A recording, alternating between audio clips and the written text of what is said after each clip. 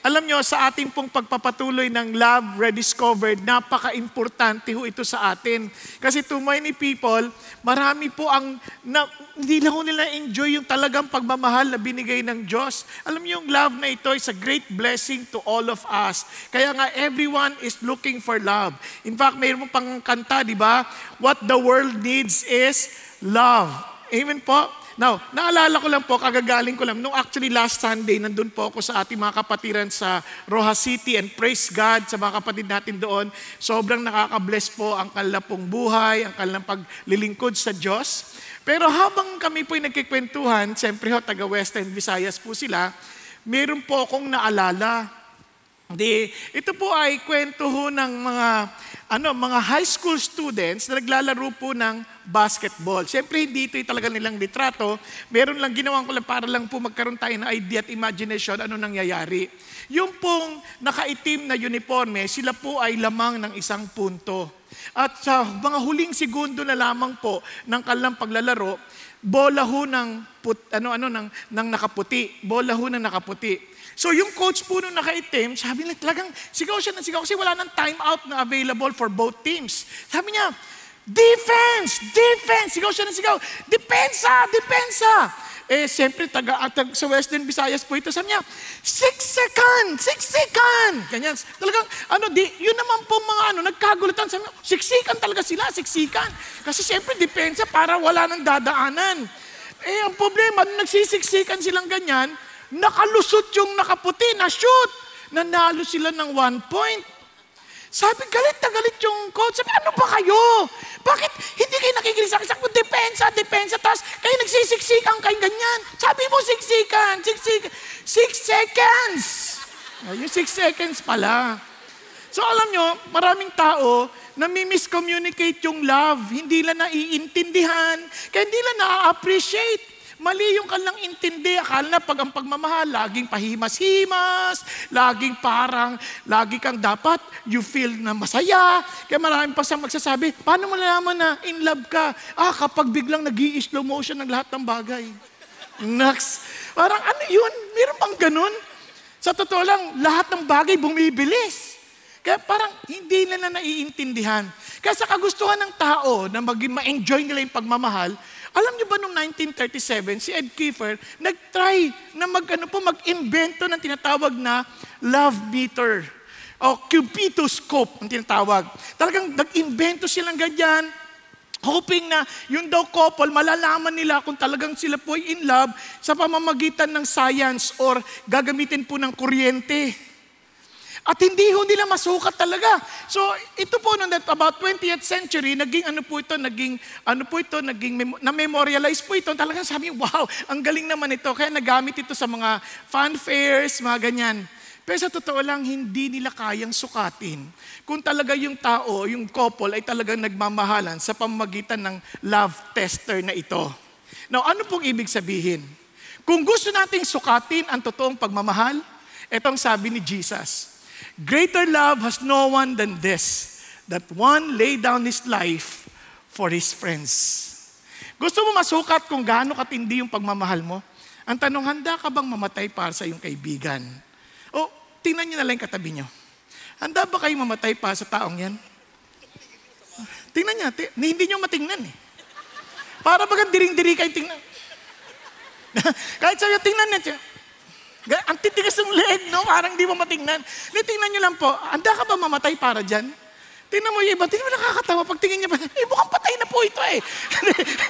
Tulog lang yan. Relax ka lang. Di ba? Hindi yan patay. Parang nag-iisip, ganyan. So, sa totoo lang po, yun po ang isang sabi ng Panginoon Diyos sa sukatan. Kaya nga po, alam niyo po bang gaano kahalaga yung pagmamahal na yan? Kasi yung ating minamahal, madalas yan ang naguhubog sa atin ng ating pagkatao. Sabi nga nila, ang ating daw pagkatao ngayon ay naglarawan ng ating minamahal. Kaya may mga mukhang baboy dahil mahal na mahal ang baboy, mukhang pera dahil mahal na mahal ang pera. Hindi na naintindihan na yung bagay na kanilang pinapahalagahan sa buhay, umuhubog sa kanilang pagkatao.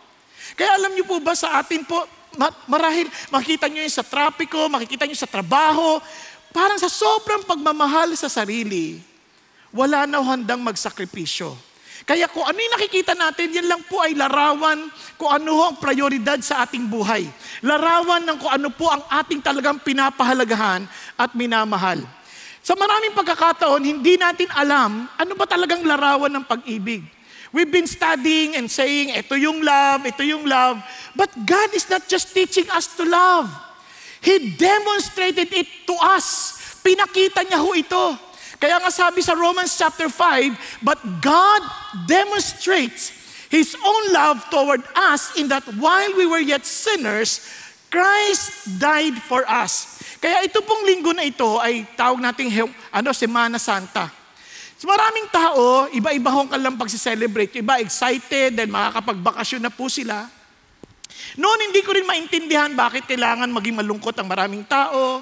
Nung bata kami, bawal kaming maligo. Okay lang, sanay kami dahil di mo talaga kami naliligo noon. Di ba? Bawal kaming magpatugtog. Okay lang din, wala naman din kaming radyo noon. Bawal manood ng TV. Okay lang din sa amin. Sanay na sanay kami. Dahil wala rin kaming telebisyon. Paano yung meron? Nakuha niyo po? Bawal kang sumayaw. Bawal kang lahat. Bawal. Kaya maraming tao nakasimangot, mahahaba ang muka, at talagang hindi alam. Ngayon naman, sumobra naman. Yung iba naman, wala nang ganoon. Hindi na nila inaalala kung talagang naging kaganapan ng mga araw na yon. Nagpapakasasa naman sa beach, doon sila nag-e-enjoy. Pag nakakatawa pa, pagdating ng bagong, muling pagkabuhay, di ba, seryoso lahat sila sa Diyos. Pagdating ng muling pagkabuhay, balik na naman sa kalokohan. Inuman na naman, murahan na naman, lokohan na naman. Parang baliktad. Sa halip na tayo ay mabuhay sa katwiran, na baliktad, nabubuhay naman tayo ulit, balik sa dati. Ano pa talagang saysay ng lahat ng ito? And sabi ni God, actually, itong araw na ito is for us to reflect and say, this is how God demonstrated His love toward us. Kaya napaka-importanting balikan. Ngayon, para lang mabilis, tingnan lang natin, nung nabasa nyo kanina, di ba? Sabi natin, this is my commandment that you love one another just as I have loved you. Ano sabi niya? Greater love has no one than this, that one lay down his life for his friends. Yung handa mo ibigay ang buhay mo para sa iyong kaibigan. You are my friends. Ang sarap, no? Ikaw, kaibigan kita. Sabi niya, if you do what I command you. Mamaya papaliwanag ko ano ibig sabihin nito. And sabi niya, no longer do I call you slaves. Di ko na kayo tatawaging alipin, sapagkat ang mga alipin, hindi nila alam ang kagustuhan ng kanilang amo. At hindi nila naintindihan ang kanyang ginagawa. Pero tinatawag kong kaibigan, sapagkat ipinapaalam ko sa inyong lahat ng bagay na ang nais ng tatay kong malaman ninyo. Yun ang sinasabi niya. Now in verse 16, hindi ninyo ako pinili. Ako ang pumili sa inyo.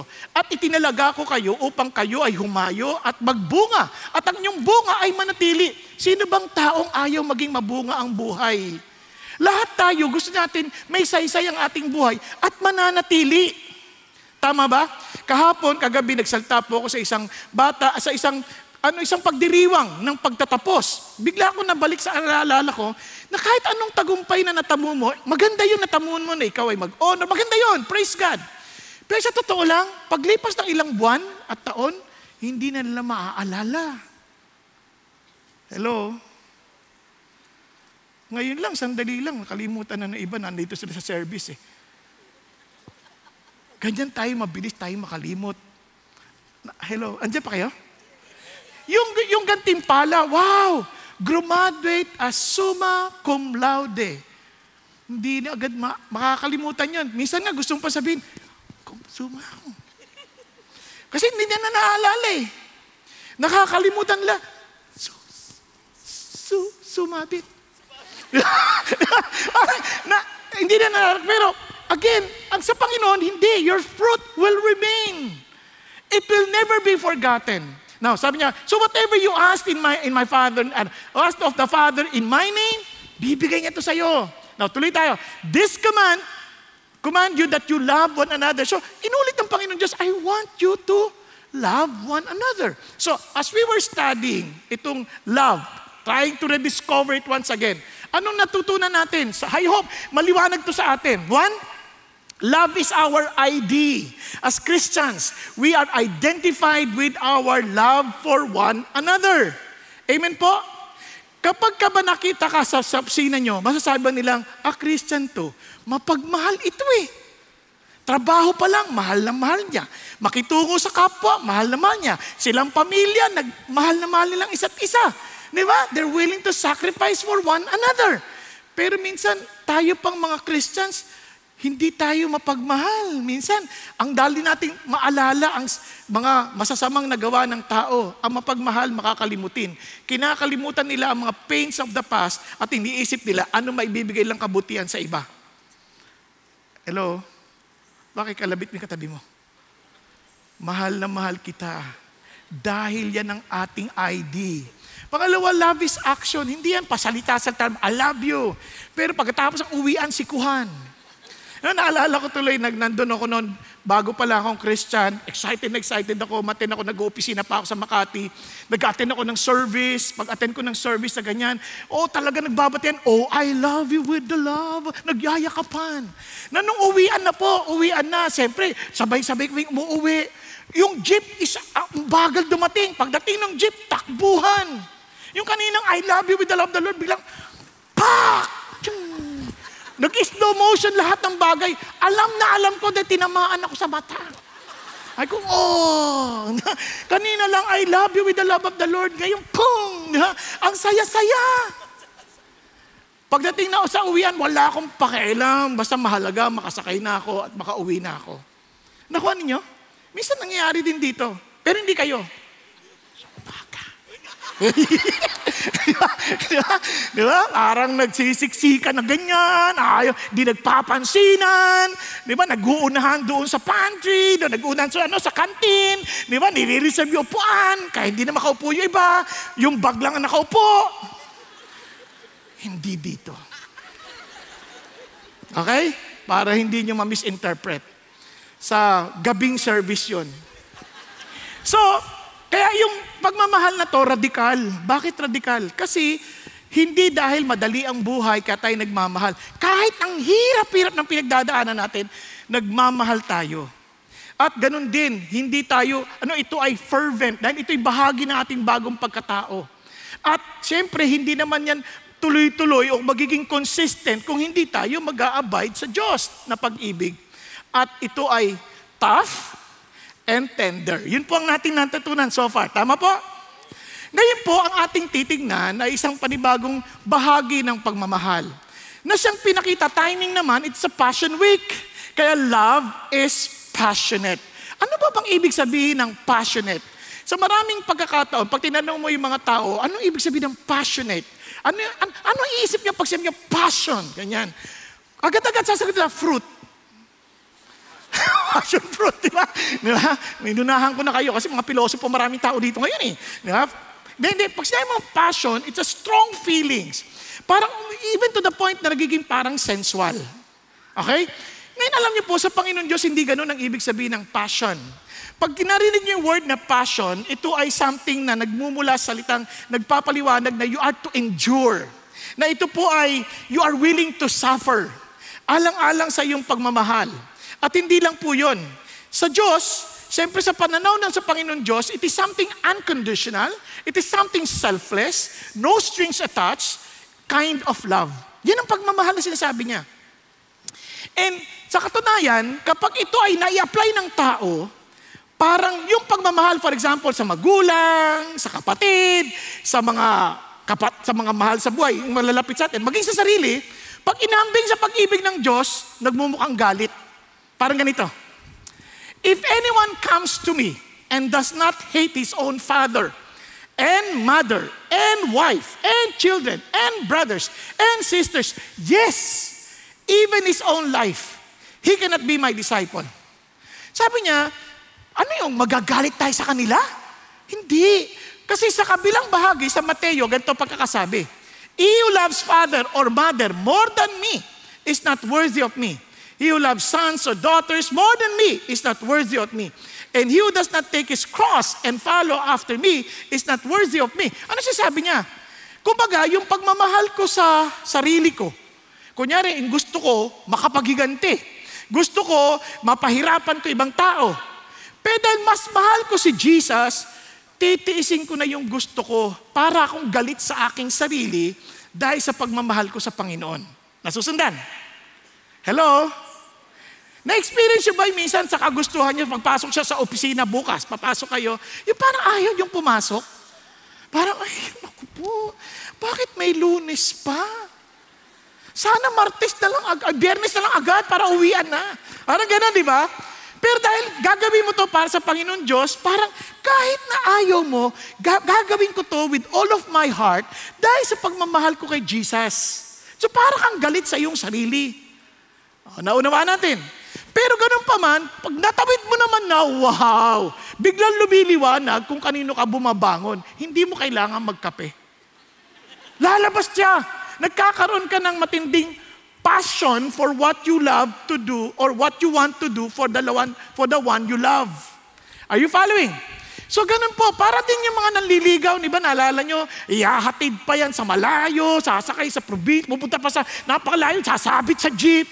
Tapos pag nandoon na, kasama na, tapos mga 12:00 ng hating gabi, magpapaalam, uwi na ako. Aga po eh. Gaganon pa yung babae. Ikaw naman, sige, stay pa ako dito. Pagdating na 2:00, uuwi na. Sige, ingat ka. Napaka-hipokrita. Papauwi mo na 2:00, tapos ingat. Pero ganun pa rin, magsasabit na naman sa jeep. Minsan baka wala pang masasakyan, lalakarin yan. Para siyang galit sa kanyang sarili, para sa kanyang iniirog. And that's a picture of love. That's passion. Yun ang sinasabi ng Panginoon Jesucristo. Nasabi niya, ganito magmahal. Kaya sabi ng Panginoon, kaya inuutusan ko kayo na magmahal kayo sa isa't isa gaya ng pagmamahal ko sa inyo. Kung ito'y ating pagsidiwang ng Passion Week, yan yung pagmamahal na gusto ko ipakita. Yan ang pagmamahal na gusto ko ipamalas ninyo sa ibang tao. That you are even, if they are to compare yung love mo sa iyong sarili at doon sa pinapamalas mo para sa Panginoon Diyos, para kang galit sa iyong sarili. Yun ang amazing na hamon sa atin ng Panginoon Diyos. And let me repeat this. Greater love has no one than one lay down his life for his friends. Talagang para kang handang mamatay para sa iyong sarili. Alam niyo, pag iniisip ko na I'm considered God's friend, bigla ko naalala yung awiting, I am a friend of God. Sino ba ako para pag-isipan pa ng Diyos? Sabi niya, narinig ko pag kayo tumatawag, totoo ba na iniisip niya ako? Sabi niya, paano niya ako mahalin? Sobrang kamangha-mangha. Kaibigan ako ng Diyos? Totoo ba to? Sabi niya, tinatawag niya akong kaibigan. Isipin niyo, siya'y dakilang Diyos. Siya ang Panginoon ng kalwalatian. Tatawagan niya akong kaibigan? Naiintindihan niyo po ba yun? Paano mangyayari yun? Sa totoo lang, nung una ko itong narinig at inaawit, kahit kahapon nung nare-review ko siya, sabi ko, I could not imagine, ako kakaibiganin ng Diyos. Minsan nga, yung mismong asawa ko naaasar sa akin eh. Di ba? Cute na cute pa siya sa akin yan. Di ba? Naintindihan ninyo? Tingnan nyo yung kasama nyo, asawa nyo. Hindi naman lagi kayong, I love you. Minsan gusto mo siyang kainin. Minsan, sinasabi mo, sana nakain ko na. Parang hindi siya consistent. And yet, here is God who knows us so well. He knows our beginning, our end. He knows our future tendencies. And yet, He would say, you are my friend. Wow! And I am willing to die for you. Grabe naman to. Parang, sa kaibigan ko, kaya nga, itong passionate love na ito, nagsisimula by Jesus pursuing us. Love is passionate kasi siya yung humabol sa atin. Tingnan nyo. Kung kayo po makikipagkaibigan sa presidente, madali ba yun? Sabi, hi, President Bongbong, we're friends. Baka hindi ka pa makalapit. Yung mga ganyang dakilang tao, hindi ka basta-basta makakalapit. May mga bantay yan. Tama? Maliban na siya ang magkusa at pumunta at lumapit sa iyo, what's your name? I want you to be my friend. Ganon din sa Panginoon Diyos. He's a great God at hindi mo kailanman kakayaning basta lumapit sa Kanya. Kaya nga sabi ng Panginoon Diyos, lahat tayo makasalanan at hindi makakaabot sa Kanyang kalwalatian. We are not welcome because of our sins. Kaya siya na mismo ang nagparito for God so loved the world that He gave His only Son. Siya na mismo nag-take ng initiative to come and say, I want you to be my friend. Grabe, no? Tapos tinulugan mo lang. Nakuha niyo po ibig sabihin? Kaya ito pong amazing na to, si God po yung naghabol sa atin. Kaya nga ho, kung titingnan niyo po sa Western Christianity, kasi nahati yan, may Eastern, may Western, traditionally, ito po yung linggo na to. Today is the Palm Sunday, ito po yung triumphal entry. Tapos Monday, Tuesday, Wednesday, ito po na yung nag-aalam na sila, tapos nagkaroon sila ng upper room, tapos nandun na ho yung sa Gethsemane, tapos ayon sa kasi debatable to. Tapos may Holy Thursday and Easter Day. Yan po yung nangyayari. Pero ang pinaka-climax ng linggong ito, sa hardin ng Gethsemane. Doon maintindihan paano pinurso ni Jesus na tayo ang piliin niya sa kabila ng matinding hamon para sa Kanya. Paano ko nasabi? Panoorin natin. Tingnan niyo My soul is deeply grieved to the point of death. Remain here and keep watch with me. Ano sinasabi niya? Dala niya ang kanyang mga kaibigan sa hardin ng Gethsemane. Lungkot na lungkot siya, talagang sobrang lungkot na parang mamamatay na siya sa sobrang kalungkutan. Sino nakaranas ng ganyan? Yung parang lungkot na hindi maintindihan. Parang, hindi ko ito kaya. Wala pa? Wala pa, no? Oh, ako naranasan ko nung namatay ang tatay ko. Ganon din ang nanay. Sobrang lungkot pero walang sinabi yun. Ito ka talaga. Ito, ngayon, isipin niyo to Halimbawa ako, marami akong gagawin. Dami kong iniisip gawin. Tapos naglalakad ako, nakita ko yung kaibigan ko. Hi, gumanon ako. Nagmamadali niya. Hi. Tapos nakita ko sa kanya parang sobrang lungkot, bagsak na bagsak. Kahit ang dami kong gagawin, bibitawan ko yun. Tama, mali. Kaibigan ko to Bibitawan ko yun. Sumunta ako, parang ano nangyari sa'yo? Bakit ano nangyari sa'yo? Bakit niya kakalungkot? Tapos umiyak pa sa'yo. Sabihin mo, sige na, huwag kang mahiyan. Dito lang ako. Tapos hagulgul na. Kakalimutan mo yung appointment, kakalimutan mo yung maraming trabaho, kakalimutan mo lahat. Tama? Ito, sinasabi niya sa mga kaibigan niya, samahan niyo ako sobrang lungkot ako. Alam niyo kung anong ginawa?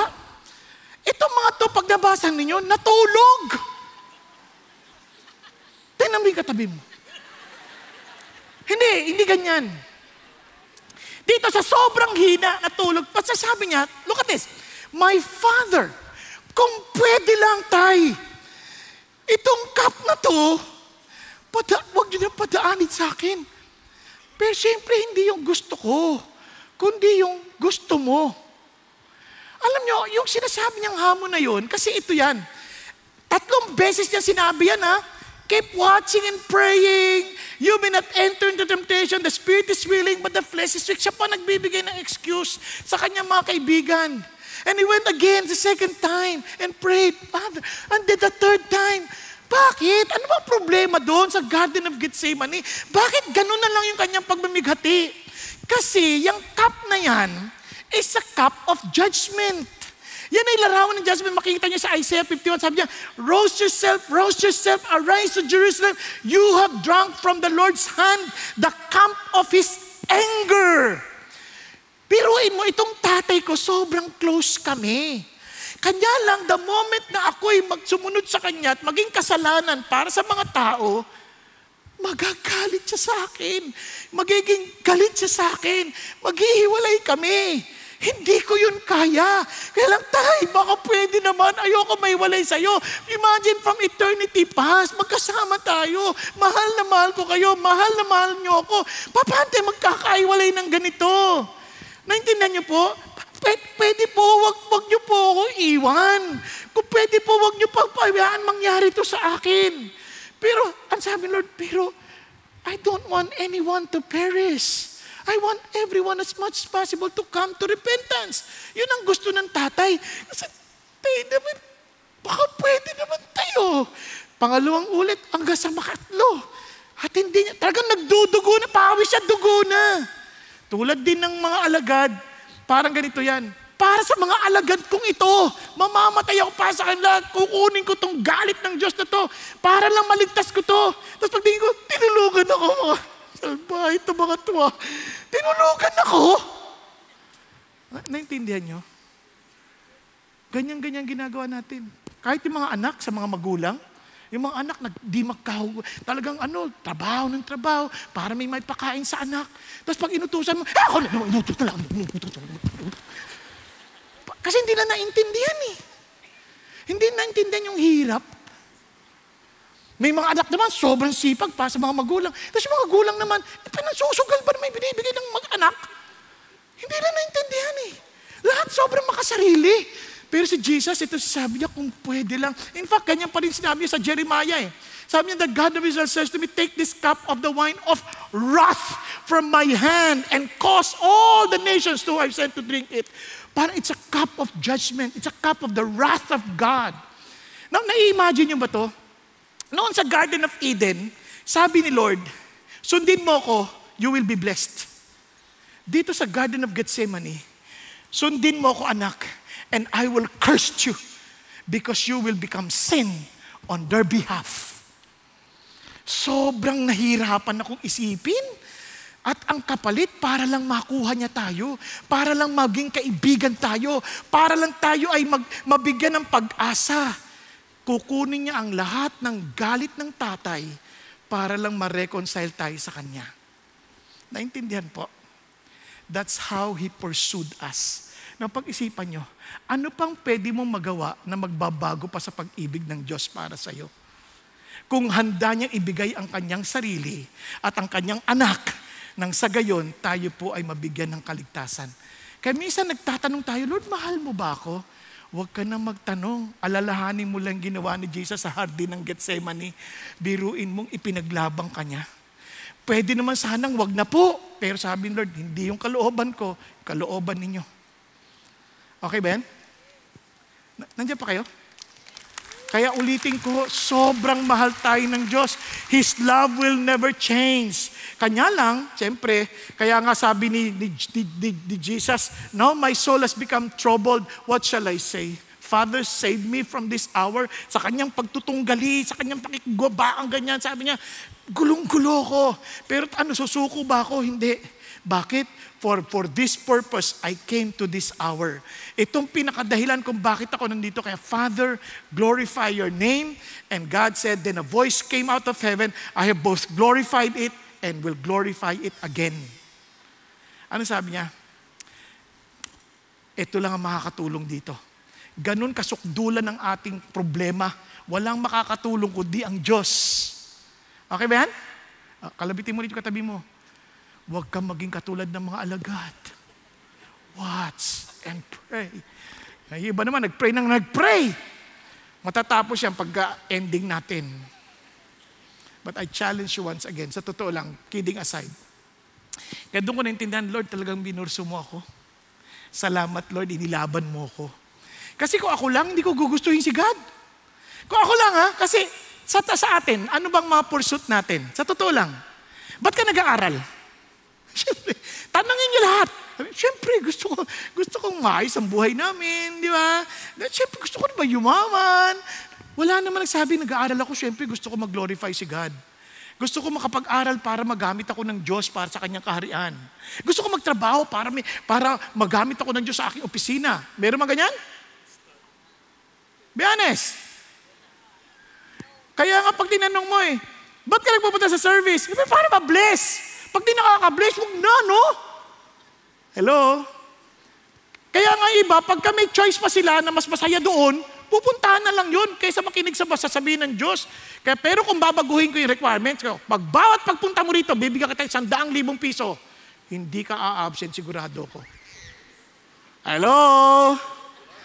Kaya nga sinasabi ng Lord, ano yung pursuit mo sa buhay? It also shows kung naintindihan mo yung pag-pursue ni Jesus sa atin. Naintindihan po? I had the same struggle. Nung pipili ng Diyos, maglilingkod ka sa akin. Lord naman, baka pwedeng iba. Baka pwedeng kuya ko, wag ako. Naman Lord. Pero pag sabi ng Lord, kailangan kita, pero hindi kita kailangan. Sabi niya, nasa iyo kung sasama ka o hindi. Sama po ako sa inyo, Lord. Ang mga pagtatalo pa paano? Hindi naman ako marunong. Paano? Pabago-bago. Minsan hindi ako consistent sa aking karakter. Buti lang sabi ng Diyos, katulad ng tanong sa akin kahapon, ganun din nung nagturo ako sa tinanong, hindi daw magpapabaptize kasi hindi pa mabitawan yung kasalanan. Di ba maraming ganyan, no? Hindi, ayoko pa lumapit kay Lord, di ko pa kayang bitawan tong kasalanan ko eh. Ang sabi ng Lord, kailan ka ba? Sino dito yung naliligo bago maligo? Meron? Ano, hihintayin mo maging okay ka na pagkatas para lumapit ka sa Diyos para sabihin, okay na ako, bati na tayo. Hindi, kaya ka nga lumalapit, hindi mo nga kaya eh. Marungis nga tayo, lalapit tayo para linisin tayo. Hindi ko nga mabitawan.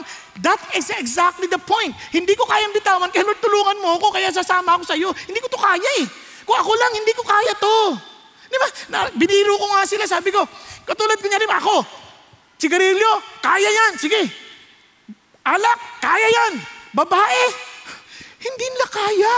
Mahirapan sila, isuko ako. Nakayabang. Ang kapal na mukha.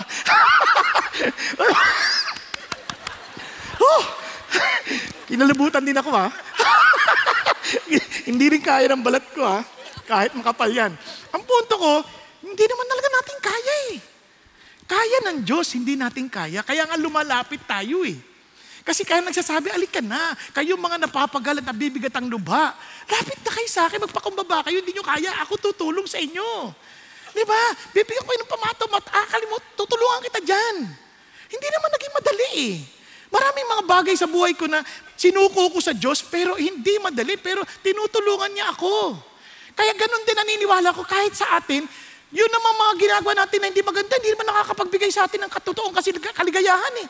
Binabagabag tayo, ginugulo tayo sa isip, pero ang Diyos, sa kagustuhan niyang bigyan tayo ng kapayapaan, bitawan mo yung anak, halika, bibigyan kita ng kapayapaan. Di ba? Ang sarap. Kaya nga marami sa atin nakakatulog, payapang-payapa eh. Kasi they already found the peace that comes from God. Amen? Kaya ulitin ko ha, He pursued us. Hindi tayo naghabol sa Kanya, siya ang naghabol sa atin. Ginagawin niya yung sinasabi, alik ka na. Hindi siya nagsasawa. Grabe, hindi siya nagsasawa. Minsan nga, mayroon mag-iimbita sa'yo. Ayoko niyan. Mami, meron naman mag-iimbita. Ayoko niyan. Meron na naman. Tapos gagawa siya ng lahat ng paraan para lang madala tayo sa Kanya. Kasalanan na natin pag hindi natin tinanggap. Kaya nga sabi ng Panginoon, and He proclaim the truth. Kasi bakit? Tingnan niyo sabi niya, you are my friend if you do what I command you. Kasi ito ang kondisyon. If you believe that I am the only Savior that can save you, if you believe that I am the King that you should recognize, kasi ganito yung nangyari. Noong sa Genesis chapter 3, remember the condition. You follow me and I will determine for you what is good and evil. Ako magdidetermine na sa'yo kung ano mabuti at masama. Huwag mo kainin yung bunga, ha? Maliwanag. Etong tao sa tigas ng ulo, kinain. Parang sinasabi niya, God, I don't want you to determine what's good and evil for me. Let me determine it myself. Sa madalit salita, Lord, wag mo kang pakialaman. Ako na magdidetermine ng mabuti at masama. Dahil doon, we rebelled against God. Naintindihan natin? Okay pa tayo? Ngayon sabi ng Lord, gusto ko manumbalik ka sa akin. Kakita mo yung kaguluhan ng buhay mo? Nakita mo yung gulo ng paligid natin? Sabi niya, kaya halika na rito, bumalik ka sa akin. Yun ang sabi ng Lord. Pag sinabi mong, Lord, okay, tinatanggap ko yung alok mo ng pakikipagkaibigan, then inaamin mo rin na hindi na ikaw ang masusunod, kundi balik na ulit sa Kanya ang pagdetermina ng mabuti at masama. Siya na ang hating hari. Tama ba? Hello? Kaya sabi niya, you are my friend if you do what I command you. Meaning to say, you are acknowledging that I know better. Yun ang friendship. Kasi maraming mga tao, ang friendship nila, ay hindi Lord. Bigay mo yung gusto ko. Bati tayo. I-bless mo ako, bati tayo. Lord, ibigay mo yung babaeng yan sa akin. Pag niyan ang pangasawa ko, bati tayo.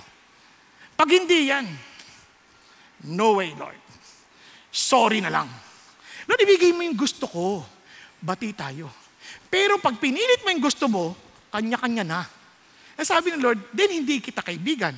Kasi hindi mo tinanggap yung aking alok ng pakikipagkaibigan. Sa totoo lang, siya na yung dakila, siya yung umabot sa atin. Tama? He pursued us.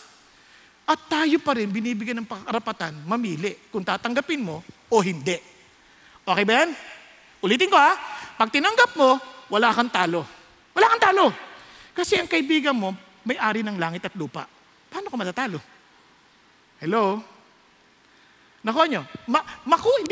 Hindi mo mamakamtan lahat ng bagay na alok ng mundo, pero kung nakuha mo naman yung may-ari nito, wala kang talo. Ayos? Kaya lang, hindi lahat ng tao naintindihan yan. Kaya nga hindi lang maintindihan anong kalooban ng Diyos. They want God to reveal to them the will of God. Sabi, pakita mo sa akin yung will mo. Hindi sabi ng Lord, hindi ganon.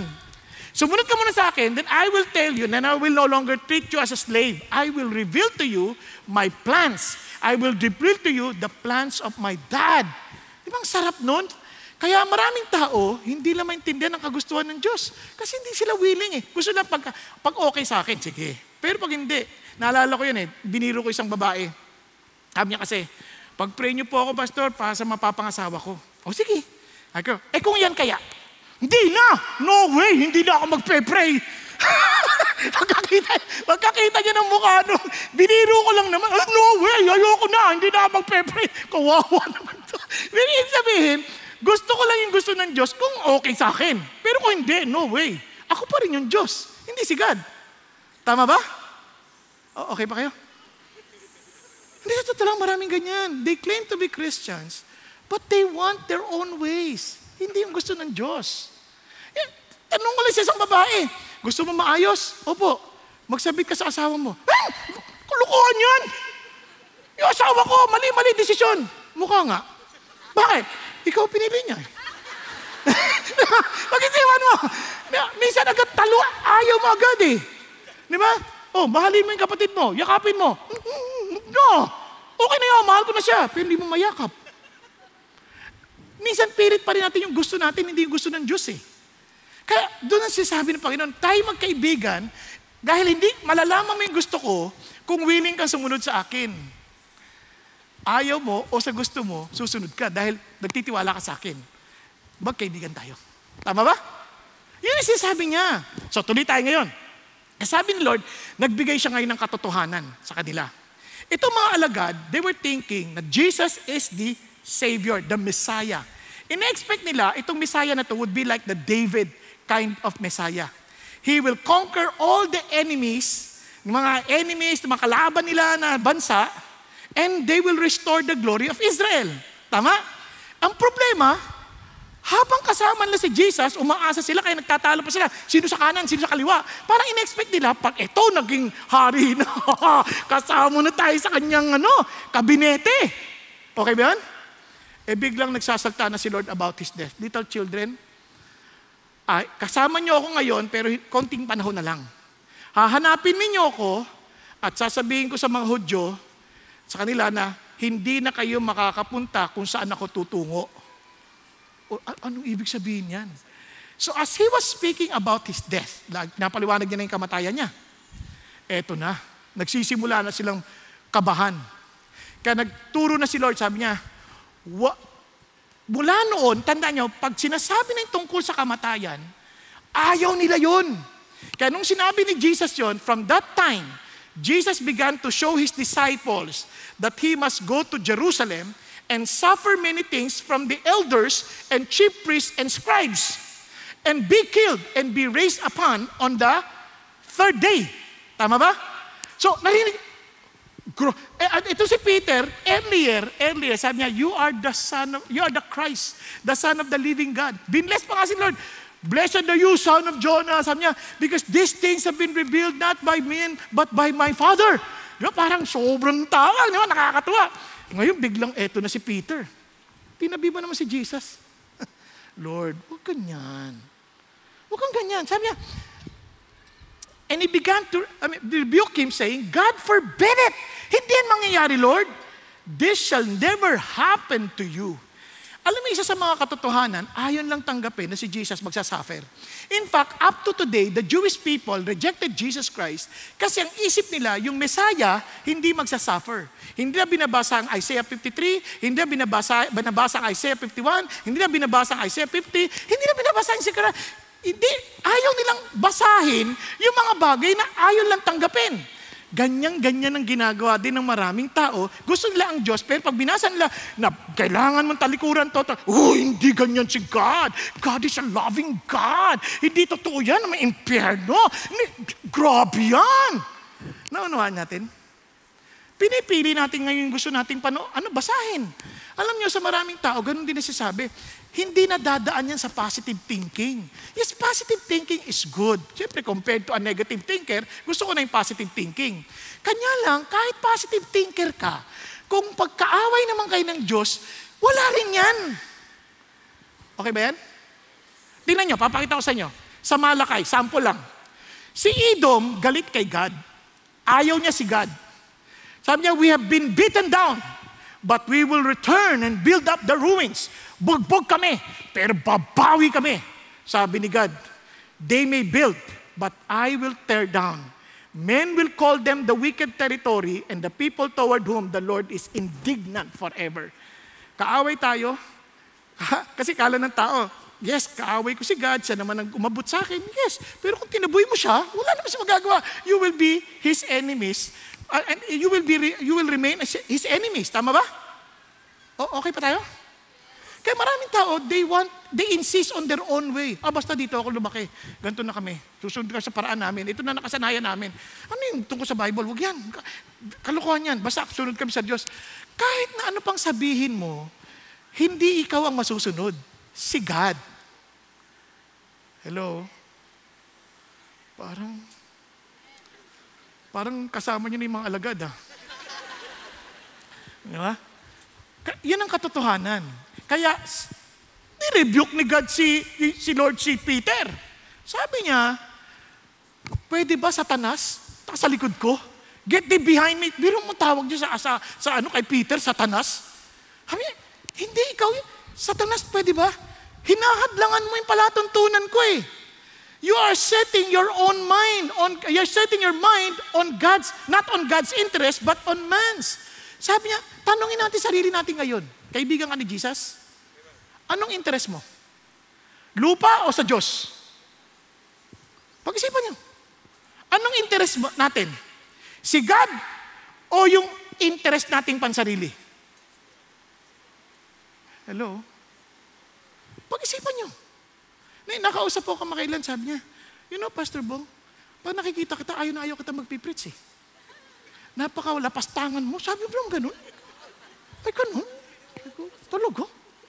Sabi niya, pag nakita pa lang kita, umalis na ako Sabi ko, okay. Kaya pala tinamaan ka ng kidlat.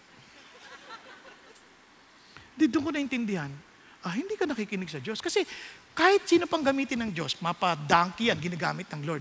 Pero if your interest is in God, you will hear God. Are you following? Sa totoo lang. Kasi kahit sino pa yan, gagamitin ng Diyos yan, basta ang hinahanap natin si God. Hindi yung experience, hindi yung kagustuhan nating masaya. Hindi, sundin natin si God. The moment you learn to desire God, doon nyo lang siya maririnig. Kasi minsan, yung sasabihin ng Diyos, talagang kontrang-kontra sa gusto natin. Pero nakaka-amaze. Now, to be honest with you, yung asawa ko maganda. Pero nung sinabi ng Diyos na siya yung mapapangasawa ko, ayaw ko siya. Noong panahon na yun, payat yan. Sobrang payat, ayoko ng payat. Ayoko na natutusok. Pero alam nyo ngayon, masasabi ko, salamat sa Diyos siya na pangasawa ko. Gumanda ng gumanda. Di ba? Depende pala sa nag-aalaga. Pag si God ang nag-alaga, gaganda. Di ba? Pero alam nyo, hindi yung panlabas. Ang issue, yung kanyang pagsunod sa Diyos. Naintindihan? Yun yung pang-desire niya to follow God. Alam nyo, mga pagkakataon, alam mo, kahit pag pinagsabihan mo, akala mo wala, pero talagang minanamnam at sabi niya, ito pala yung tinuturo ni God. Nakuha niyo po, kaya isang bagay na maintindihan natin sa buhay, hindi lagi yung gusto mo. Minsan, mahihain ako, ayoko, sabihin Lord, share ng gospel. Lord, hindi ko kaya yan, hindi ko na kaya yan. Nahiya ako. Hindi na tutukol sa'yo. Tungkol na to sa Kanya, you proclaim the truth. If you love that person, then tell the person the truth. Nagkakadinig kasi Jesus, hindi siya nahiya magsabi, Uy, Satanas, pwede ba? Tumalikod ka. Ang interest mo wala sa Diyos. Ang interest mo pansarili. Kaya tandaan natin to, kapag ang interest natin nagmamayani, hindi yung interest ng Diyos, mga Satanas tayo. Hello? Naghinahadlangan natin ang palatuntunan ng Diyos. Ngayon pa nang sinasabi ko na sa inyo, better follow God and you'll never regret it. Bakit? Kasi He knows what's best. Maaring mahirap pa sa simula, pero alam ng Diyos kung ano mabuti. Maraming pagkakataon, sabi ng Lord, pumunta ka doon, may sakit. Lord, ang pagod na po ako, ang dami ko pong gagawin. Lord, ang dami ko iniisip. Puntahan mo.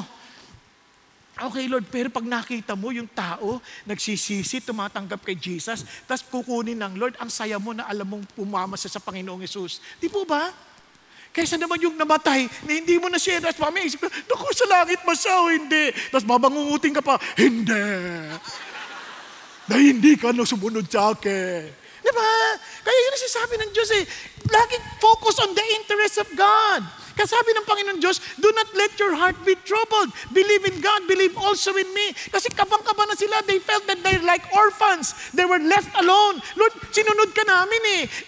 Iniwan namin lahat eh. Tapos ito ka ngayon, mamamatay ka. Labo mo naman, Lord eh. Akala ko ba? Ikaw yung magliligtas sa amin. Eh, sabi ng Lord, hindi. Gusto ko maintindihan nyo to. Magtiwala kayo sa akin. Kasi in my Father's house are many dwelling places. It were not so, I would have told you, for I go to prepare a place for you. There is the truth about eternity. Hindi ito ang buhay. Hindi yung maging politically strong ka and politically powerful. Meron akong ihahandang lugar para sa iyo sa bahay ng tatay ko. Sa totoo lang, yan ang pinakamagandang description ng langit. Bakit? Kasi bahay ito ng tatay ko. Pag-isipan niyo mabuti, pumunta kayo sa isang napakagandang lugar at hindi yun bahay ng tatay mo. Naku, ano ka, like ka na anananan siya. Paano ba mo po dito? Uy, grabe, ang linis. Baka madumihan. Tingin ka ng tingin. Babasok ka sa CR, parang, baka tumulo yung, naku, paano ba? Umihi ako na tumulo ata. Pero kung bahay ng tatay mo yan, tanggal sapatos. Ito ang bahay ng tatay ko. Diba? Relax na relax ka. At yun ang isa sa mga pinakamagandang description ng kalangitan. Hindi mo kailangan magkunwari. You can be who you are. Amen? Now, ito pa ang amazing. Naghahanda ako ng lugar pa sa tatay mo. Hindi mo ako nakikita, pero bawat sandali, gusto ko nung sabihin sa iyo, iniisip kita palagi. Habang ginalagay ko yung bricks na yan sa kalangitan, malapit ko na matapos to. Susunduin na kita, Renato. Susunduin na kita, Rachel. Susunduin na kita. Ba, ang sarap nun? Na parang, wow, excited si God na makita ako. At hindi lang yun. Ito sabi niya, if I grow up a place for you, I will come again. Babalik ako at tatanggapin kita. Samantalang sa pakiramdam natin, tatanggapin ba ako ng Diyos? Ganito ako? Sabi niya, hindi, tatanggapin kita. Kasi kung saan ako, doon ka rin. At alam mo. At sabi niya, Lord, hindi naman namin alam yung daan eh. Nako, di ba? Punta ka sa bahay namin. Hindi naman namin alam paano pupunta sa inyo eh. Sabi ni Lord, kasi tinanong ni Thomas yun eh. Sabi ni Lord sa kanya, ito ang katotohanan, ako yun. Hindi mo kailangan malaman paano pumunta sa bahay ng tatay ko. Kasi kahit alam mo, hindi ka tatanggapin. Kaya lang, pagkasama mo ko, susunduin kita. Ako mismo, I am the way, the truth, and susunduin kita. Dadaling kita sa tatay ko. Parang ganito, pag kayo pumasok sa village, halimbawa na isang gated village, wala akong pakialam kung naging kriminal ka noon o naging mangnanakaw ka noon. Basta kasama ka nung may-ari, papapasukin ka. Tama, mali? Naintindihan?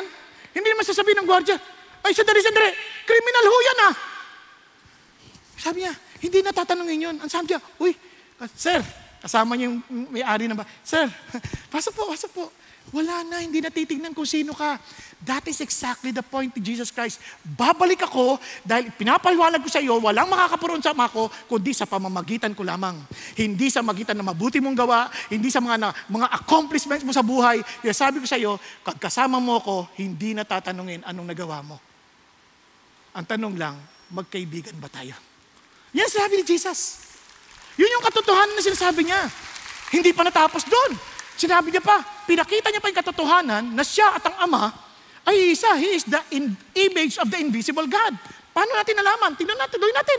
Sabi niya, Philip said, Lord, show us the Father. It is enough for us. Pag nakita ko na yung tatay, okay na kami. Ano ka ba naman, Philip? Ang tagal-tagal mo na akong kasama. Hindi mo pa rin ako kilala, Philip. Sabi niya, ang nakakita sa akin, nakakita na sa Ama. Paano mo sasabihin, ipakita mo sa akin si Ama? Ano ka ba, Philip? Parang, hindi ka ba naniniwala na ako'y sa Ama at ang Ama'y nasa akin? Lahat ng sinasabi ko, hindi ako nagsasabi ng gusto ko lang. Sabi niya, lahat ng sinasabi ko ay dahil nananatili ako sa Ama at ang kanyang gawa ay nasa sa akin. Kung di ka man naniniwala dyan, maniwala ka sa pinaggagawa ko. Okay ba sa inyo yan? You know what he was trying to say? Miisip natin, bakit tanggapin? Sinasabi lang ni Jesus, sabi, hindi ako tatanggapin ng Ama. Hindi, pag tinanggap kita, tanggap ka na rin ng Ama. Kasi isa lang ang puso namin. Nakuha niyo po? Tapos hindi siya natapos doon. Sabi niya, at huwag mong siisipin mag-iisa ka. Bagamat hindi mo nakikita, nagbanggit siya tungkol sa banal na espiritu. Sabi ang aking Ama magpapadala sa pangalan ko. Tuturuan kayo ng lahat ng bagay. Don't ever say, hindi ko makikilala si God. Hindi ako matututo dyan. Hindi ako marunong magbasa ng Bible. Hindi mo kasi lang binabasa.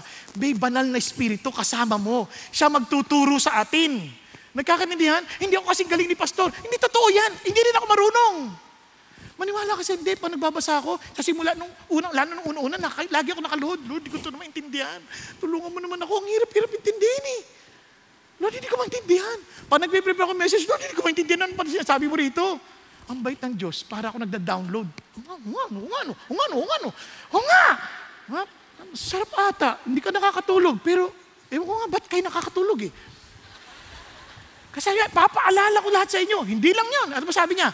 When the Helper comes, whom I will send to you from the Father, that is the Spirit of truth. He proclaims the truth through the Holy Spirit. Who proceeds from the Father, He will testify about me. Hindi lang yan patungkol sa pagbabasa ng Bible, hindi lang yun. Kasama mo yung banal na Espiritu. Now, let me ask you, ilan sa atin, sobrang aware tayo na we're asking the Holy Spirit to always fill us. Paggising pala sa umaga, kasabi ng Lord, be filled with the Spirit. Tama? Pag nagda-drive ka at medyo ano ka ng konti, Lord, fill me with your Holy Spirit. Forgive me, oh God. So, tutulungan ka talaga ng Diyos. Sa trabaho, hirap na hirap ka. Parang inis-tis ka sa mga kasama mo. Ano ba kayo? Lord, fill me with your Holy Spirit. And the fruit of the Spirit is love, joy, peace, patience, kindness, goodness. The fruit of the Spirit is gentleness, faithfulness, and self-control. O, di ba? Biglang, nakuha niyo po? Kaya, biglang, oo nga, no? Tapos ito sabi niya, but when the Spirit of truth comes, He will guide you into all the truth. He will not speak on His own initiative, but whatever He hears, He will speak. And He will disclose to you. Siya magpapaliwanag sa iyo. Maintindihan mo mga nangyayari sa paligid mo. Tutulungan ka ng Banal na Espiritu that when you listen to a message, malalaman mo kung galing sa Diyos o hindi. Hindi ka kailangan malokot. Sasabi niya, and He will glorify me. Alam mo na si Holy Spirit yan, and He will not glorify the person, He will glorify Jesus. Nakakaintindihan? Kasi sabi niya, wow, lahat ng sa tatay ko ay sa akin, at lahat ng sa akin ay sa tatay ko. Ang sarap ng paalala ng Lord. And finally, tungkol sa suffering. Hindi sasabihin ng Lord, yung binibigyan tayo ng false expectation. Alam niyo, malaking problema sa atin ngayon, sa mga Christians. Ang isip nila, pag kay Lord ka na, wala ka ng problema. Para ka na naglalakad sa park, nag-e-enjoy, holding hands with Jesus. Lahat okay. Hindi ganun si Lord. Kaya nga, ang pinakamasamang sentence sa buong literatura, alam niyo kung ano? And they live happily ever after. Nagbibigay siya ng false expectation na lahat ng bagay, pagkatapos yun na magtagpo, sobrang saya na. Hindi totoo yun. Si Snow White, nangingitim din sa galit. Yun ang totoo. Diba? Si Prince Charming, nako po, nagiging Prince Harming. Yun ang totoo. Pero sabi ng Lord, si Lord lang nagsabi ng ganito, these things I've spoken to you so that in me, you have what? Peace. In the world, you have what? Tribulation. But take courage, I have overcome the world. Hindi ko sinasabing exempted kayo sa problema, pero sasamahan ko kayo sa tuwing may problema. Alam niyo ba kung bakit ang maraming bata ngayon sumusuko at nagpapakamatay? Kasalanan ng mga magulang yan. Hindi natin sila inihanda sa isang mapaghamon na buhay. Alam nyo, yung mga bata, huwag nyo sasabihin, yung hirap ko, hindi ko padadaan sa kanila. Lalo sila magkakaproblema. Kailangan natin siyang tulungan kasi mahirap ang buhay. Walang madaling buhay, pero ang tiyak lang ako, yung hirap ng buhay, hindi mahalaga yung hirap. Ang mahalaga, sino kasama mo. Naalala ko si Carol Schuller. Si Carol Schuller po, sumakay sila sa isang cruise line at nabigyan sila ng blessing. Pero nung gabi, merong tawag dito, merong talents night. Iika siyang ganyan. Kasi prosthetics lang yun eh. Ika. Bata, dalaga. Alam nyo, grabe po yun. Sabi niya ho, lahat pinagmamasdan siya. Sandali, pinagmamasdan siya para masigurado lang kung tama ang pinagsasabi ko ha. Mahirap na yung magalit kay sa akin. Doon pinagmamasdan siya, sabi, ba kaya iika-ika yan? Ano kayong gagawin niyang batang yan? Di tumayo. Pagtayo na nun, siya na. Turn niya na, talents night yun eh. Sabi niya, marahil nagtataka kayo, bakit ako iika-ika? Alam niyo ba nung bata po ako, 16 years old ako, na-aksidente po ako sa motor. Talagang hirap po. Siyempre, dalaga, natanggalan ka ng paa, ano ba yan?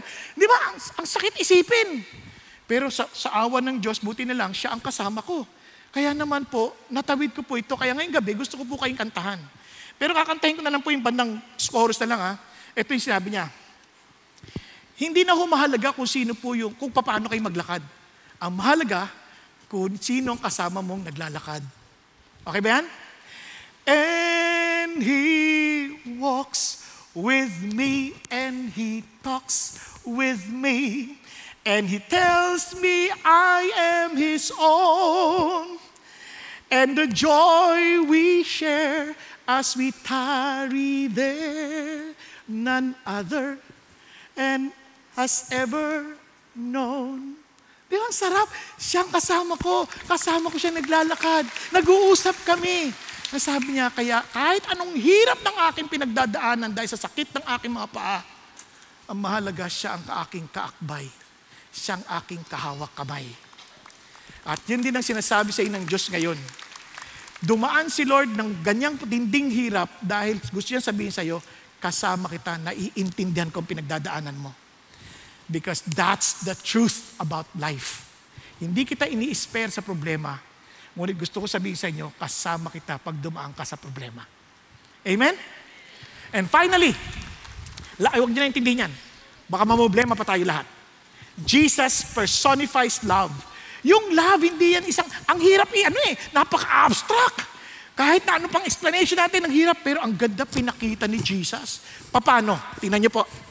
Ang sabi niya, this is my commandment that you love one another just as I have loved you. Paano niya pinakita yon? Sabi ni Jesus ganito, just as the Father loved me, I also loved you.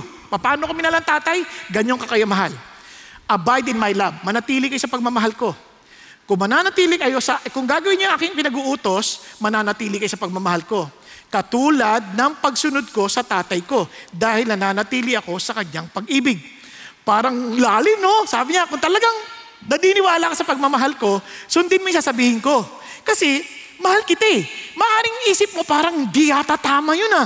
Hindi, pagka nagtitiwala ka sa pagmamahal ko, wala ko ipapahintulot mangyari na hindi makakabuti sa'yo. Minsan masakit, pero hindi harmful. Ulitin ko ha. Minsan it is hurtful, but not harmful. Nako niya. Kasi yung harmful, makakasama sa'yo. Pero masakit. Minsan masakit. Katulad ng halimbawa, tatanggalan ka ng yung sugat mo, lalagyan ng antiseptic. Di masakit din yun ha. Di ba pag nasugatan ka, medyo na-infection, lalagyan siya, paglagay, nakakagising talaga yun sa sakit ha. Masakit ha, parang siyempre, di ba? O ngayon kung nasugatan ka, tatahiin, mamamadali, wala nang anesthesia, pero sobrang sakit. Di ba? Parang ganun din sa tenga, sakit ha. Kasi nga, pero makakatulong sa'yo, gagaling ka. Tama ba? Ganun din sabi ng Lord. Now, look at this. Sabi ng Lord, ganito ako nanatili. Sabi niya, nanatili lang sa pagmamahal ng tatay ko, sa lahat ng dadaanan ko, hindi madali. Kaya sabi niya, unang-una, darating ang oras, at dumating na nga, mangangagkalat kayo. Pupunta na kayo sa kanya-kanyang pupuntahan. Iiwanan niyo ako mag-isa. Isipin niyo, alam mo nga, harap ka na sa matinding pagsubok ng buhay mo, pinakamadilim na bahagi ng buhay mo, tapos wala ka na magiging kasama.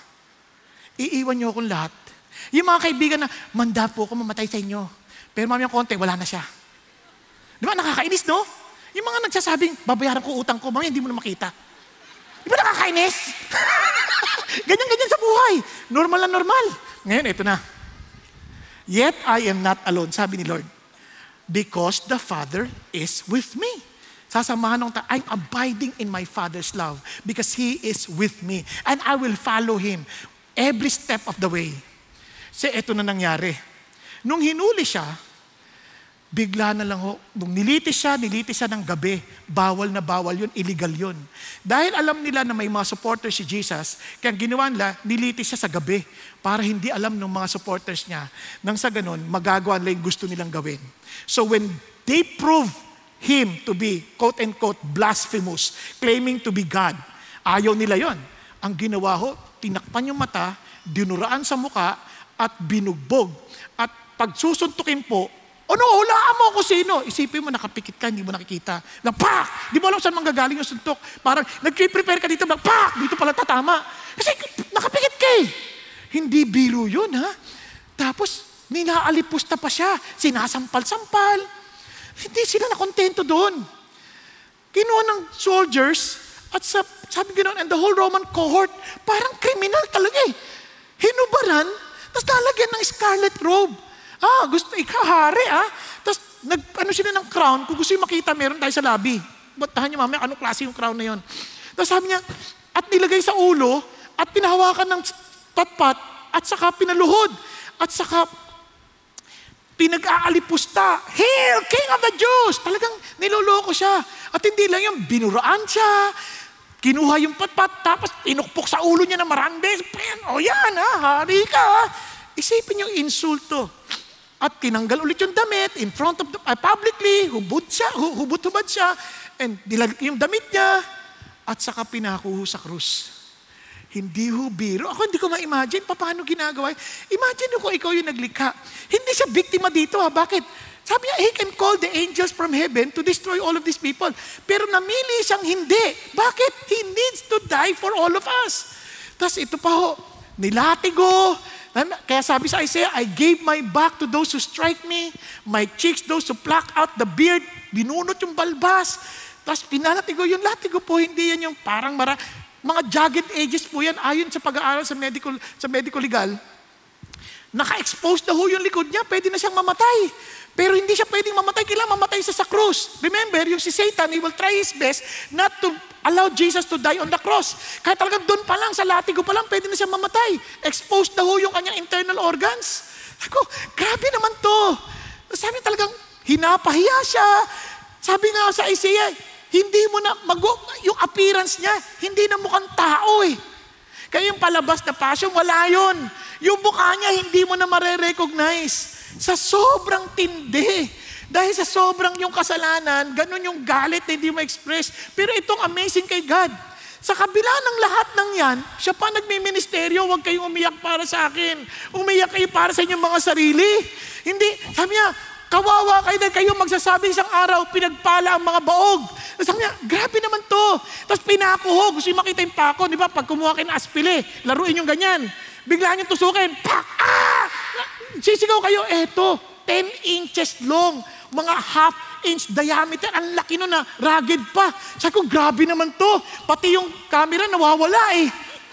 Pag hindi niya ma-imagine eh. Ito pa. Pero sa kabila nun, pinako na, pak! Ang sabi pa niya, Father, forgive them for they do not know what they're doing. Paano niya nagawa yun? Because my Father is with me. Tapos itong magnanakaw, inalipos na pa. Kung talagang Diyos ka, bakit hindi mo iligtas sarili mo? Sama mo kami. Nakita niyo po? Tapos bandang uli, na-realize nung isang magnanakaw, teka, may iba to Pare, tayo kasalanan natin to, siya hindi niya kasalanan to. Kung pwede lang po, in-acknowledge niya yung kaharian ni Jesus. Alalahanin niyo lang po ako sa inyong kaharian. Ito si Jesus, hirap na hirap. Ngayon pa lang,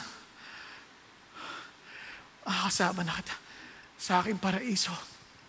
Pero nagministeryo pa. Tapos nakita niya yung nanay niya, nag-iiyak doon, Kahit hirap na hirap siya. Nagministeryo, binahili niya pa. Son, behold thy mother. Mother, behold thy son.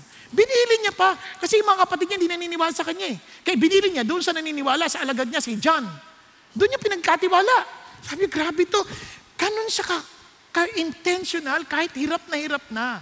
Ang hindi niya nakayanan, nung 9 na oras, nagdilim, bigla na siyang lumigaw, Eloi, Eloi, lama sabachthani.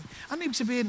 My God, for the first time, from eternity past, tinawag niya yung tatay niyang Diyos. At hindi lang yun, nahiwalay siya sa tatay niya na parang walang hanggan. Ba't mo ko iniwan? Dahil yan exactly ang mga isisigaw ng mga tao na hiwalay sa Diyos sa impyerno. They will cry out and say, why hast thou forsaken me? Dahil sa sobrang dilim ng ating kapaligiran, sa pait ng pinagdadaanan. Pero kinuha yan ni Jesus. How did I know? Kasi ang kasunod niyang sinabi, I am thirsty. Yung picture ng I'm thirsty, makikita nyo yan, yung parang tuyong-tuyo nung nakaranasan ng isang mayamang lalaki na namatay, na tinapuno sa Hades. Sabi niya, and the rich man also died and was buried. In Hades, he lifted up his eyes, being in torment, and saw Abraham far away and Lazarus in his bosom. And he cried out and said, Father Abraham, have mercy on me. Send Lazarus so that he may dip the tip of his finger in water and cool off my tongue, for I am in agony in this flame. Sa sobrang uhaw, hindi niya kailangan na isang pitsil, isang patak lang ng daliri ng tubig. Yun na, sapat na sa akin. And Jesus Christ experienced that agony na I'm thirsty. Sobrang tuyo, as if He was suffering from hell for us. Di ba? Grabe ho yun. Tapos ito po, tingnan ho ninyo, wala nang solusyon. Kaya sabi ni Abraham, ang sa totoo niyan, sabi niya, mayroong chasms between us. Sorry, natatanggal tong microphone ko. Sabi niya, there's a chasm fixed so that those who wish to come over from here to you will not be able. And that none may cross over from there to us. Yung sabihin, the moment na matay ka, wala nang lipatan. Kaya dapat ngayon palang handa ka na. Wala nang lipatan. Sabihin mo, kalokohan yan. Huwag ka magalala, mamamatay ka rin naman eh. Malalaman mo kung kalokohan o hindi. Nagkakabilihan? Basta ang alam ko, siya nagsaskwento nito na alam kong galing sa kalangatan. Ito na. Sabi niya, ano solusyon? Sabi ni Abraham, they have Moses and the prophets. Let them hear them. No, Father Abraham, if someone goes to them from the dead, they will repent. Hindi mo naintindihan, no? If they do not listen to Moses and the prophets, they will not be persuaded if someone rises from the dead. Anong ibig sabihin ng lahat ng to? Yung writing of Moses at saka prophets, hindi yung, magbasa ka na ng Bible para maligtas ka. Hindi ganun. Sa kanila, ang intindi nila, it is about a person. Kaya sabi ni Jesus, sabi ni Philip, sabi niya kay Nathaniel, hoy, nakita namin yung sinusulat ni Moses sa batas at ng mga propeta. Tingnan niyo ha, Jesus of Nazareth, the son of Joseph. Wala nang iba. He is the only hope we have. Kaya yung pag-ibig na yung pinakita ng Diyos, kaya naman, salamat sa Diyos. Alam niyo bakit? Tingnan niyo. Therefore, when Jesus had received the sour wine, it is said, tapos na.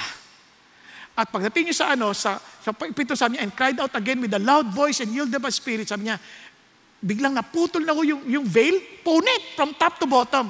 Ang ibig sabihin nan, welcome ka na to enter the Holy of Holies. Now, itong sabi niya, amazing part, sabi niya, nung naputol niya, sabi niya, into thy hands. Father, into thy hands, I commend my spirit. Balik ulit tayo. Ay, tapos na. Yung word na it is finished, ibig sabihin, tetelestai. Yun, tinatatak yun kapag ikaw ay bilanggo at bayad na yung utang mo. Tetelestai, paid in full. Kaya tayo mga bilanggo, dapat doon tayo, pag tinanggap natin yung ginawa ni Jesus, bayad na utang mo. Wala ka nang babayaran. Sasama ka na lang kay Jesus. Yun ang pag-ibig. Kaya, paano pa tayo mapupuno ng sama ng loob? Pag-isipan niyo. Paano pa tayo maghahangad magiganti kung alam natin na sukdulan tayo ng sama and yet pinatawad tayo ng Diyos? Kaya alam niyo po, nakakapagtaka lang, binabaliwala natin ng Diyos. Yung inuutos niya, inintindi. Kapag bagay ng Diyos, nagmamadali pa tayo, ang tagal naman mag-preach yung pastor na ito, may lakad pa ako. Buong linggo, kayo na lang yan, sarili mo na yan eh. Para sa sandaling oras, nagmamadali ka pa. Tapos pag nandito ka, nagmamadali ka, tulog ka pa. Hindi kayo to ibang service. Sa totoo lang, parang bakit ganun? Pag sa bagay ng Diyos, di group ayoko niyan. Access sa oras yan. Wala akong kikitain. Ha? Bakit? Yun ba ang talagang buhay? You just don't understand. Pero si Jesus naintindihan niya Kaya sabi niya nga, ito ang totoong pag-ibig. Sabi niya, we know love by this, that He laid down His life for us, and we ought to lay down our lives for the brethren. Gusto kong makilala ko si Jesus, nang sa ganun, kahit hirap ako, para masabi ko sa iba. Gusto kong pagbutihin ko yung aking ginagawa para makilala nila si Jesus.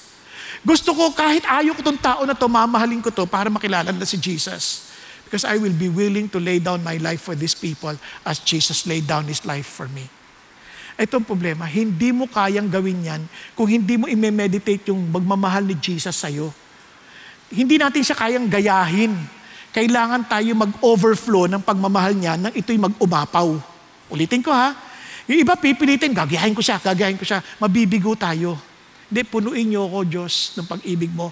Nang mag-umapaw ito at ipapasa ko sa iba. Nakukuha natin? Ulit. Gisingin mo lang. Matatapos naman na tayo. Gisingin mo na. Paapawin mo po, Lord, nang sa ganun, pag umapaw, isi-share ko to sa iba. Hindi ko to kakayanin. Hindi yung gagayahin ko si Jesus. Magpapakapako rin ako. Sa dating na Semana Santa, magpapapalo ako. Tapos magpapako rin ako, pero tiyakin mo malinis ha. Kasi baka maitano ako eh. Wala nang ganun. Sa totoo lang, ang sinasabi ng Diyos sa atin, you submit yourself to Jesus. Gusto ko po magtapos sa kwento na ito. Ito po si James Mbala, nagpe-preach po siyang ganyan. Nung katapos siya mag-preach, tuwan-tuwa siya, ang dami po tumatanggap sa Panginoong Hesus. At nung tumatanggap po siya, umupo siya sa gilid. Huwag na lang ha, baka malaglag ako. Umupo siya ganyan, kakampak-kampak yung paa niya. Hanggang sa may lumapit pong mama. Itong mama na to. Ang totoo niya, 32 years old lang yan. Pero sa sobrang, hindi naliligo ng ilang buwan. Taong grasa na po siya eh. Natutulog lang siya sa mga truck. At doon po, dahan-dahan po lumapit sa kanya. So si Jamie nisip niya, teka muna. Malayo pa lang, ang lakas na ng amoy. Lalo talo yung katabi mo, wala yan. Ang katabi pawis lang yan, asim lang yan. Eto, iba, masangsang. Nai-imagine niyo po, parang lumalapit 1,000 kambing. So, ang lakas ng dating talaga. Sabi, grabe naman to. Tapos, para matigil na kaagad at matuputol na yung usapan, kuha na siya ng pera para aabutan na lang, baka kailangan ng tulong. Naintindihan nyo? Nung pag-abot niyang ganyan, biglang sabi sa kanya, hindi ko po kailangan ng pera nyo. Ang kailangan ko po yung Jesus na pinapaliwanag ninyo. Sabi, di magpapaliwanag pa ako ngayon. Di gano'n Nagtatalo siya. Paano ko? Sisirang ko pa to. Hindi ko na to kaya. Habang nagtatalo siya, para may bumubulong si Jesus, namatay ako para sa'yo. Yung bang amoy na yan, hindi mo pa kakayanin? Di po ba't pwede mo naman siyang yakapin at ipamalas mo sa kanya ang pagmamahal ko? Lord naman Tanda mo nung ininom ko yung tubig, alam niyo ba kung anong tubig na yon? Panghugas ng puwet yun. May mga tai-tai pa yun. Sorry medyo gross yung pagkakasabi ko, pero yun ang totoo. Pero pinainom nila kay Jesus yun. May suka. Ano yan? Tapos ikaw, yan lang, hindi mo kaya? Talagang sobrang na po siya. Umingi ho ng tawad. Patawarin niyo ako, Panginoon Diyos. Tulungan niyo po ako. Alam niyo, ninyakap niya po ang mamang ito. Pagyakap niya, sabi niya, mahal na mahal ka ni Jesus. Kwento niya, pinaliguan niya, at pagkatapos ng paliguan, tinulungan niyang makalakad at makabangon para sa Panginoon. Tinanggap nilang maging gwardiya at hardinero sa kanilang church. At paglipas ng panahon, nag-aral. At alam niyo, paglipas ng ilang buwan at panahon ulit, siya po ay naging pastor. Kasama po ni Jim. Kapatid, napakaraming ganyang tao sa ating paligid. Malinis silang tignan, pero punong-puno ng karumihan sa kanilang kalooban na nagmahanap ng pag-asa. Kailan ko ba makikilala si Jesus at ikaw ang kanyang inaasahan? Dahil handa kang mamatay para sa iyong sarili dahil namatay si Jesus para sa iyo. But are you willing to let go of yourself and say, Jesus, I give my life to you as you have given yours to me? Nagkakaintindihan? Tayo pong lahat ay yumuko sandali at pumikit. Hindi ko alam pinagdadaanan mo sa buhay. But ano man ang pinagdadaanan mo, dinaanan ni Jesus, and sasabi niya, anak, naintindihan ko hirap mo. Pwede ko mautusan ng anghel para lipulin ng mga ito, pero pinili kong magdusa dahil alam ko na lahat ng pinagdadaanan mo ay dahilan nun ay kasalanan at kailangan kong mamatay para sa iyo upang pagdating ng araw, dadalin kita sa aking palasyo, sa bahay ng tatay ko, kung saan wala ng kasalanan, at lahat ng mga daing mo sa ngayon ay mapapawi dahil pupunasan ko ang iyong luha, ang mga pait ng iyong damdamin, dahil tayo magkasama na walang hanggan sa harap at pagmamahal ng aking Ama. Pero ang tanong, tinatanggap mo bang alok ng pakikipagkaibigan ni Jesus para sa iyo? Hinabol-habol ka niya, pinadala ka niya rito, hindi yan aksidente. Pero yung tanong, handa mo bang tanggapin yung alok niya ng pakikipagkaibigan? Kinikilala mo bang siya ang hari? Kinikilala mo ba kung anong kanyang posisyon sa buhay at sa mundong ito? Na masasabi mong, Lord, you are indeed my friend. At kailanman hindi ko aabusuhin ang pakiging magkaibigan natin na kinikilala kitang hari. Hari ng mga hari, kasusundin ko ang iyong pinag-uutos. Panginoong Hesus, hindi ko po ito kaya.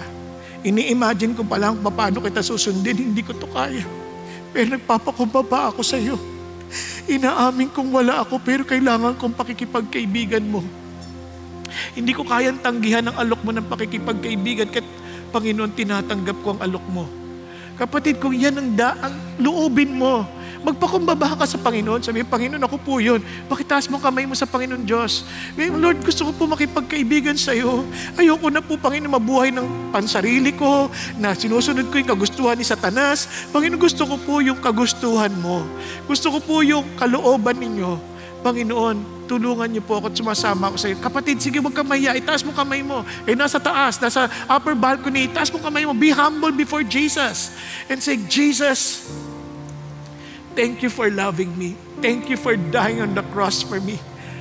Thank you for accepting me as your friend. Lord, I accept your offer of friendship. And Lord, I pray, Lord, heal me. Fill me with your Holy Spirit as you promised. And allow me to live a life honoring and glorifying to your name, because you are now my friend, my Lord, and my Savior. Thank you, Jesus, na dahil sa inyo, binigyan mo rin ako ng karapatang maging bahagi ng pamilya ninyo. At masasabi ko na sa aking Diyos, Ama, ikaw ang tatay kong totoo. At Panginoon, maraming salamat. Di man maging madali ang buhay, nagpapasalamat ako dahil ikaw ang aking magiging kasama. Kung paano yung binigay mong sarili mong buhay para sa akin, alam kong hindi mo ako pababayaan at alam kong tutulungan mo ako mapagtagumpayan ang bawat hamon na aking haharapin sa buhay na ito. Salamat, Panginoon Diyos, sa pagmamahal at pagtanggap mo sa akin. Salamat, Panginoong Hesus, dahil kayo namatay sa krus ng Kalbaryo, nalinis ang aking kasalanan. At salamat, hindi kayo nanatiling patay. Kayo nabuhay magmuli. At kayo ang aking buhay ngayon. Salamat po na kayo po ang aking makakasama sa walang hanggan. Hindi dahil ako'y mabait, kundi kayo ang mabait, O Diyos.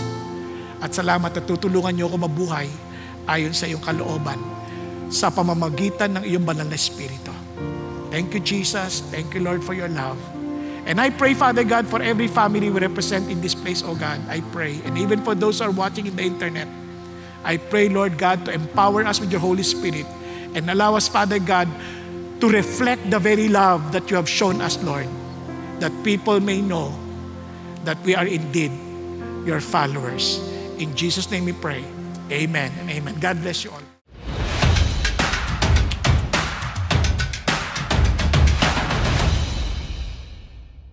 Magandang araw, CCF family.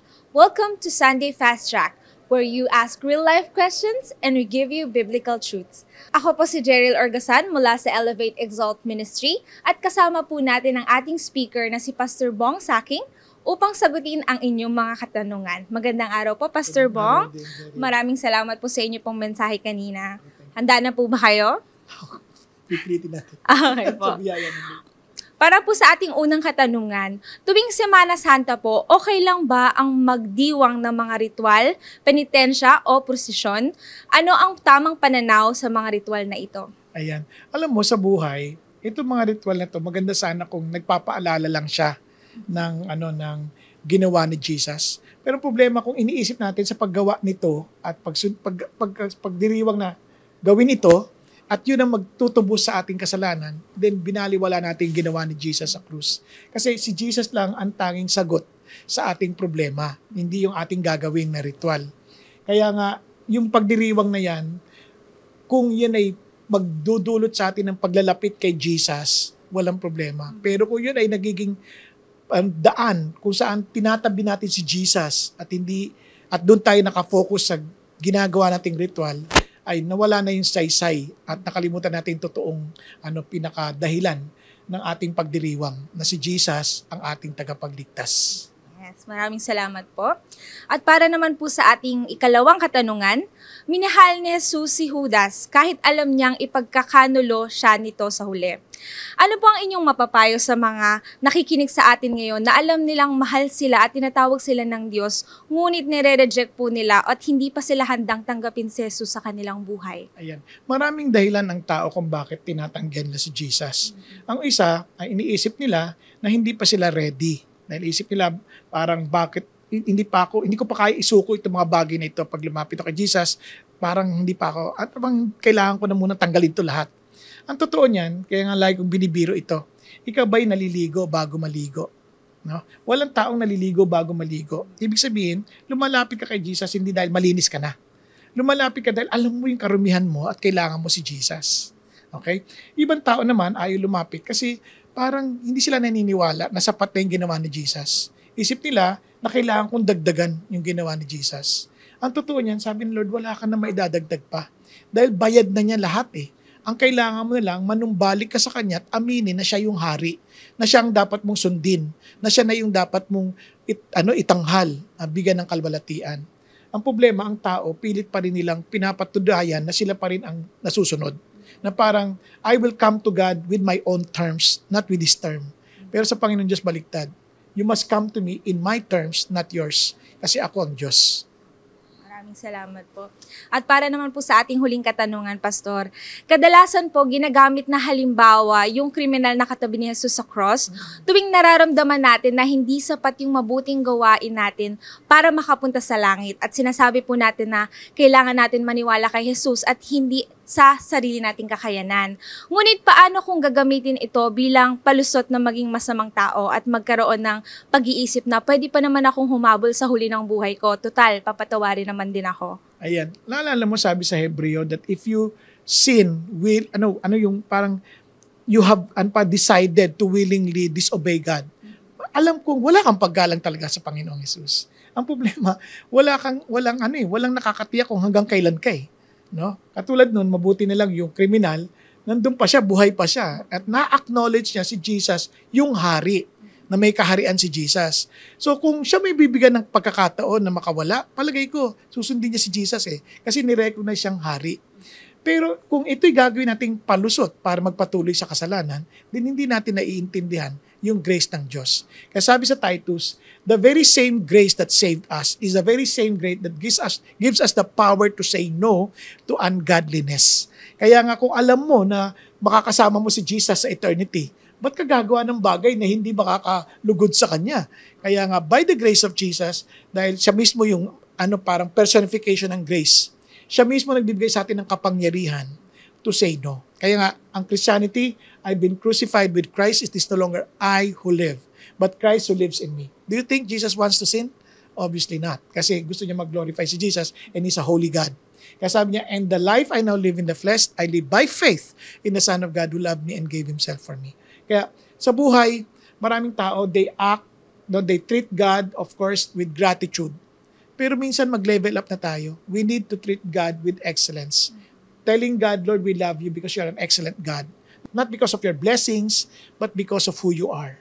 Kaya, yun ang bagay na dapat natin matandaan, na ang Christian life, hindi ito tungkol sa atin. It's Jesus who is in us. Okay? Thank you po, Pastor Bong. Marami po kaming natutunan ngayon tungkol po sa pag-ibig ni Jesus.